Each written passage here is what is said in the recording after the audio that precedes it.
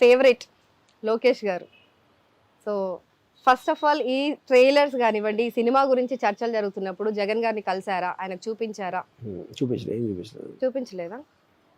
ఎందుకని? అంటే అంతకుముందు నేను కలిసేది because of the research aspect లో నేను చాలా మందిని కలిసాను, దాంట్లో జగన్ గారు ఒకళ్ళు. అసలు తీస్తున్నాను ఇలా సినిమా అనేసి చెప్పారా?